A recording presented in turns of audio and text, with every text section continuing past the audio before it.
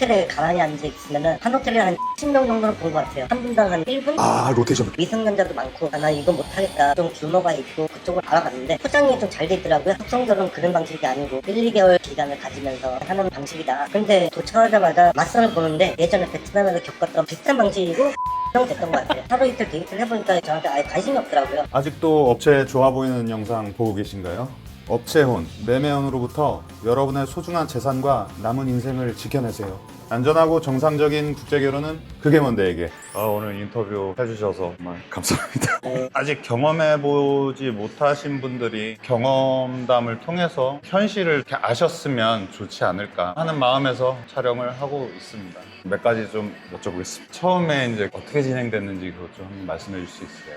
제 지인이 하이퐁에 살고 있고 호치민 쪽에도 아시는 분이 있어서 지인분이 중개업을 거기서 하세요. 그쪽에 마감들도 조금 알고 그래서 너 온 김에 맞선이나 봐라 그래갖고 옛날에 저희가 알고 있는 매매혼이라고 있잖아요. 그 와중에도 미성년자도 많고 아예 외국어가 안 되고 그냥 마담의 말놀림에 당해갖고 오신 분들도 많은 것 같아요. 네. 그게 완전 매명혼 같은데 저는 그런 방식은 너무 싫어해서 이틀 동안 하다가 나 이거 못하겠다. 가만히 앉아있어. 내가 그냥 돌려줄 그러니까 이런 그때부터 이제 조금씩 뭔가 이상하다라는 느낌을 느끼신 거죠? 뭐 하는 건지 싶었죠. 그래서 이제 한국에 와서 그래도 좀 규모가 있고 집도 가깝고 해서 그쪽을 한번 알아봤는데 간 계기도 포장이 좀 잘 돼 있더라고요. 뭐 속성결혼 그런 방식이 아니고 1, 2개월 정도는 연애 기간을 가지면서 서로를 알아가면서 진행하는 방식이다.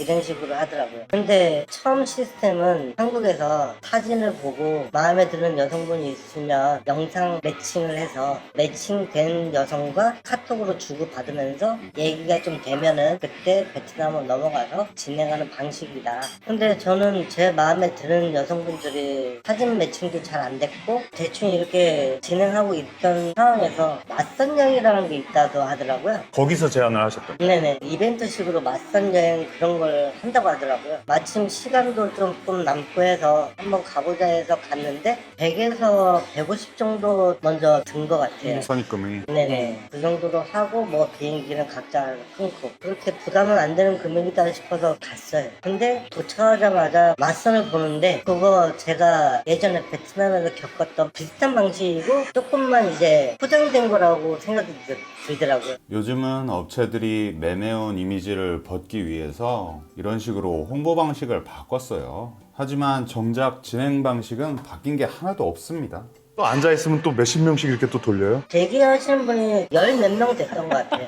베트남 분들의 인식이 그런 건지 아니면 한국 사람들이 그렇게 만든 건지는 그것까지는 잘 모르겠는데 정상적인 방식은 아니라고 저는 생각하거든요. 그럼요. 구독자님 말씀 들어보니까 해외도 여기저기 많이 다니셨잖아요. 겪어보시다 보면 사실 문화나 특이점들 빼면 기본적인 건 사람들은 다 비슷비슷하잖아요. 사람들은 다 비슷하죠. 겪어보셨으니까 이게 너무 이상하다라는 걸 사실 느끼셨을 텐데 그 해외 경험인지 없고 이런 업체 결혼을 처음 신청해서 처음 해외 나가보시는 분들은 이게 정상인가? 라고 생각하시는 분들도 꽤 많으신 것 같아요. 근데 그건 사실 뭐 말도 안 되는 방식이잖아요. 노예시장도 아니고.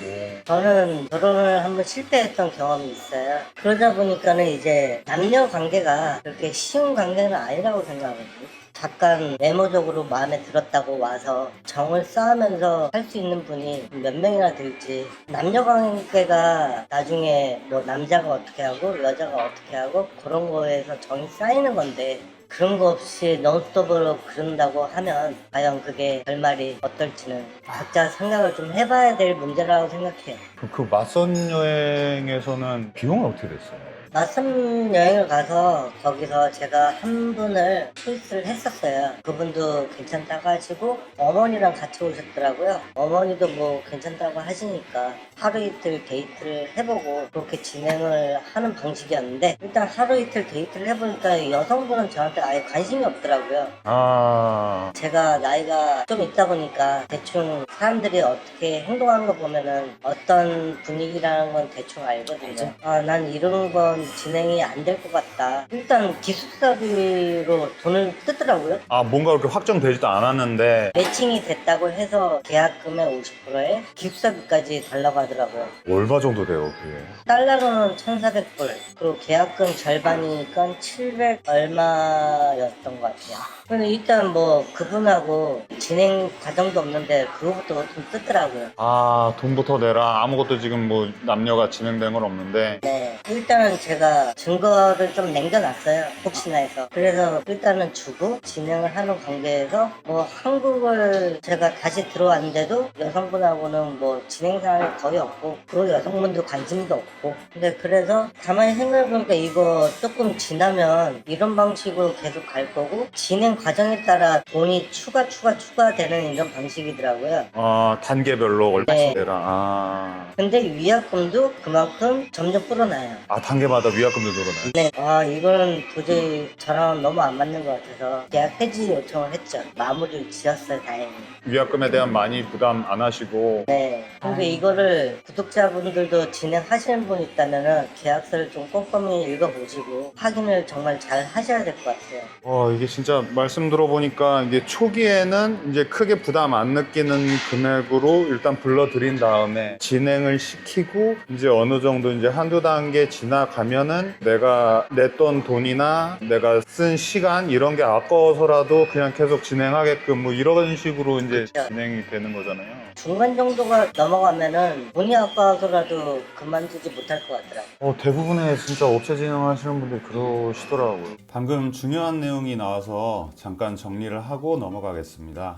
요즘 국제결혼업체들이 다들 맞선 여행을 진행하는 이유는 처음에 크게 부담 없는 금액으로 현혹을 해서 일단 현지로 불러들인 다음에 여러분의 외로움을 자극해서 일단 한두 단계 진행하게 한 다음에 어느 순간 여러분이 뭔가 이상하다라는 것을 느끼게 되시더라도 위약금이 너무 비싸서 멈출 엄두가 안 난다거나 그때까지 진행하면서 쓴 돈, 내가 들인 수고 같은 것들이 아까워서라도 그만두지 못하게끔 하는 이런 방식을 쓰고 있습니다.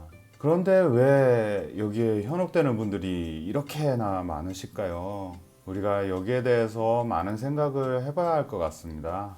사실 나는 뭐 서비스라 그래야 되나? 그런 거를 받은 게 하나도 없는데 돈은 내가 뭐 요구하는 대로 다 줘야 되고, 이건 진짜 말도 안 되는 관계인 것 같고, 그래서 대형 업체는 그렇게 잘 마무리되신.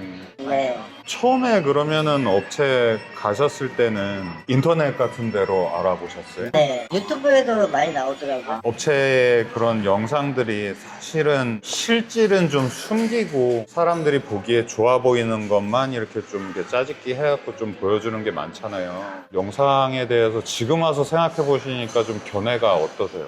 영상은 그냥 광고라고 생각하고요.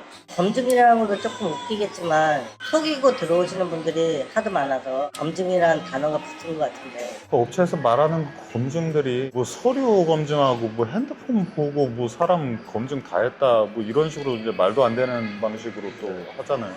돈은 또 엄청 많이 받고, 또 근데 그걸로 사람을 다 알 수 있다라고 현혹하는 영상들을 이제 많이 올리니까 또 거기에 이제 현혹되셔가지고 이렇게 막 돈 몇천만 원씩 쓰시고, 결혼해서 한국에 이제 들어가셔서 이제 사시면 또 이제 더 큰 문제들이 또 막 생기고. 그럼요. 너무 문제인 것 같아요. 저도 피해자분들 많이 만나봤는데 돈 그 몇천만 원 벌자고 사람의 인생을 그렇게 만든다는 건 사실 이거는 사업으로도 존재하면 안 돼야 되고, 저는 좀 그런 생각이 들더라고요. 그래서 지금 여기 와서 또 이런 만남을 해보시니까 여기는 좀 어떠세요? 그냥 소품 같아요. 경제적인 부담도 없고 여행 온 셈 치고 있거든요. 뭐 그거는 누가 강요한다고 되는 문제가 아니니까. 아유, 그럼요. 너무 좋은 생각 갖고 계셔가지고, 이게 진짜 그 남녀 관계라는 게 누가 이렇게 등 떠민다고 되는 것도 아니고, 서로 간에 뭔가 충분한 교감의 그런 시간이 있어야 그런 시간을 통해서 자연스럽게 이제 결혼으로 이르는 거잖아요. 근데 앞에 과정이 다 필요 없고 결혼 먼저 하는 게 맞다라고 막 이렇게 잘못된 얘기들을 많이 업체들에서 하니까 그거에 현혹되시는 분들이 더 많아서 안타깝기도 하고, 말씀하신 대로 내가 누구한테 쫓기거나 강요당한다거나 사실 이런 것도 사실 없으니까. 구독자분들 중에 혹시 진행하시는 분이 있다면 알고 계셔야 될 게 지금 업체에서 얘기하는 단계가 전부가 아니라는 거예요. 업체에서는 처음에 여러분을 꼬드기려고 실제 절차와 금액을 많이 축소해서 알려줍니다. 하지만 실제 진행을 하게 되면 이것도 해야 되고 저것도 해야 된다 하면서 몰랐던 절차와 비용들이 계속 추가되게 되고, 남자분들은 그동안 들인 비용과 시간이 아까워서 멈출 수가 없게 되고, 그래서 어쩔 수 없이 이제 계속 진행을 하게 되시고, 1,500만 원이면 될 줄 알았던 이 업체 결혼이 5천만 원, 7천만 원 이렇게 계속 불어나게 되는 게 업체들이 여러분의 조급한 심리를 이용하는 아주 오래되고 전형적인 수법입니다. 그리고 바로 다음에 내용 나오겠지만 결혼 후에는 더 큰 지옥이 여러분을 기다리고 있습니다. 결혼이 성사가 됐어요. 그러면은 그 부모들을 초청해서 돈을 벌 수 있는 터를 만들어줘야 되고, 근데 업체에서는 또 그냥 초청만 해주면 알아서 할 거다. 그건 말도 안 되는 그런 상술로 하고들 계시더라고요. 부모님들 일하러 오시면은 신혼집에 같이 살잖아요. 따로 사는 게 아니라 또 생활하는데 필요한 비용도 남편이 또 다 대줘야 되고, 또 뭐 어쩌다 한 번 오는 것도 아니고 수시로 어떻게 계속 오잖아요. 그리고 와서 사는데 또 이제 생활 양식도 이제 또 많이 다르니까, 어떤 피해 영상 보면은 뭐 실내에서 엄청 담배 막 태우셔가지고 또 문제되는 그런 것도 있고, 이제 그런 게 현실인데, 비용도 구독자님이 이제 겪어보시니까 생각하시기에 결혼까지만 하는데 이 업체 비용이 얼마나 드신다고 생각하세요? 업체에서 말하는 금액은 업체 진행비가 한 1,500만 원 정도, 그 다음에 뭐 기숙사비 1,400달러였으니까는 하나라 치면은 한 200~300 정도 된다고 치고, 그럼 매달 용돈 주고 결혼 진행할 때까지 적어도 한 5번 이상은 가지 않을까요? 남녀 관계인데 시간 날 때마다 보러 가야 되고, 그것도 갈 때마다 또 선물도 또 사가야 되고. 그렇게 따지면은 한 5천만 원 가까이 되지 않을까요? 그죠. 결혼식 비용도 있고 쪽에다가 집안에다가 또 줘야 되는 금액도 좀 있을 거고. 그러니까 이게 이 업체 결혼 한다고 해서 왔다 갔다를 안 하는 게 아닌데 사실. 그리고 그게 업체 비용에 포함된 게 아니잖아요. 그 자기로 다 지출해야 돼. 비행기 값이고 뭐 용돈을 준다거나 선물을 산다거나. 사실 실제로 이런 비용들이 존재하는데, 요새는 업체들이 1,500 밑으로 홍보를 하더라고요. 실질은 얘기를 다 안 해주고. 사실 그 1,500, 1,400 이런 게 그냥 순전히 업체가 가져가는 돈이고, 사실 실제로 진행하는데 드는 비용은 추가로 또 드는 거잖아요. 근데 이런 거에 대해서 너무 업체에서 이제 설명이 없고 계속 이제 숨기니까 그게 진짜인 줄 알고 이제 가셨다가 나중에 한두 단계 진행하고 나서 이제 그때 알게 되면 멈출 수도 없고, 이런 피해 사례가 좀 많나 봐요. 저는 초창기에 계약을 해지해서 150만 원에 끝냈는데, 이제 넘어가면은 거의 50%를 뱉어내야 될 수도 있어요. 그나마 중간에서 구독자님처럼 멈추면 그나마 다행인데, 제일 나쁘다고 생각하는 게 이제 사람 인생 망가지게 되는 것 좀, 그게 진짜 나쁘다고 생각하거든요. 구독자분들이 베트남 그 결혼을 진행하고 싶다면 그 여성분들도 이게 시스템이 그러더라고요. 아예 시골에 있는 여자들한테 마담이 가서 꼬시는 거예요. 내가 한국 가게 해줄게. 그러니까 나한테 와갖고 중개를 내가 계속 해줄게. 도시로 와서 너 있어. 숙소비가 좀 나가. 그건 나중에 남편들이 다 내줄 거야. 그건 생각하셔야 돼요. 여자가 그냥 소개만 받고 끝나는 게 아니고 숙소비라는 게 있어요. 거기서 먹고 자고 하는 거. 그것까지 남편들이 다 내는 거예요. 진짜 이런 사실은 진짜 아무도 모르실 텐데, 이렇게 경험자분이니까 또 이런 조언 해주실 수 있지. 진짜 우리는 이게 상상을 할 수가 없어요. 이 안 겪어본 사람들은.